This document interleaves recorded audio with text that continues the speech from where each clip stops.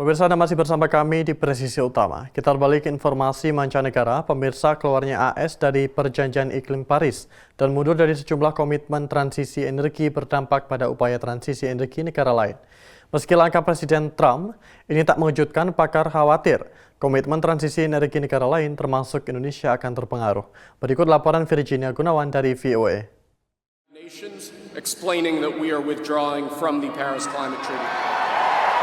Di hadapan pendukungnya, Presiden Donald Trump tanda tangani instruksi Presiden yang menarik AS dari Perjanjian Iklim Paris sesaat setelah diambil sumpah jabatnya.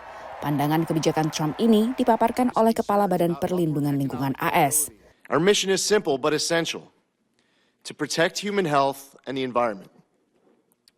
We must do everything in our power to harness the greatness of American innovation with the greatness of American conservation and environmental stewardship. We must ensure we are protecting the environment while also protecting our economy.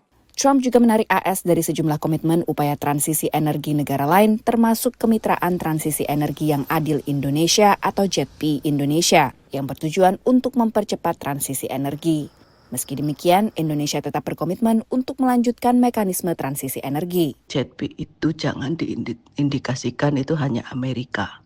JETP itu negaranya banyak, dan yang kemarin mendanai yang pertama ke Ijen itu memang dari Amerika. Lalu berikutnya kalau untuk yang di program JETP yang ada Energy Transition Mechanism itu lebih banyak Jepang. Kini, posisi kepemimpinan yang ditinggalkan AS diisi Jerman bersama Jepang. Germany has one of the largest project portfolios dedicated to Indonesia's energy transition and decided to deepen its involvement as co-lead in advancing the partnership's implementation.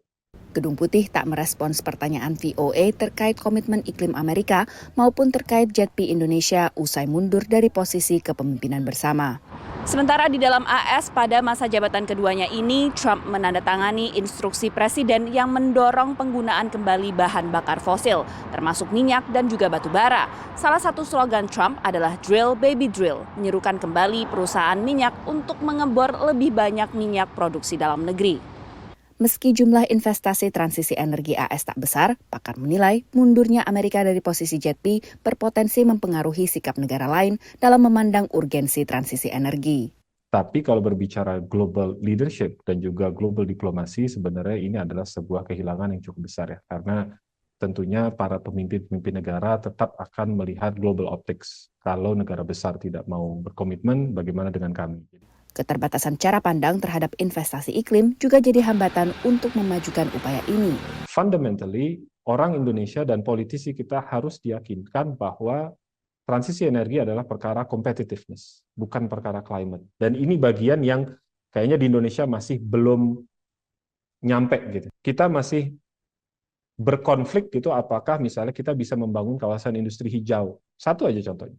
Kita tidak sadar bahwa kalau ada perusahaan misalnya Samsung, Hyundai dan sebagainya mau bangun pabrik, mereka minta green energy dan mereka nggak bisa dapat, mereka pindah ke Malaysia.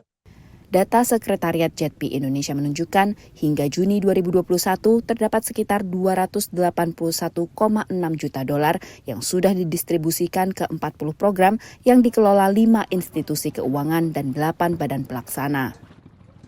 Dari Washington DC, Virginia Gunawan, Rifan Dwi Astono, dan tim VOA.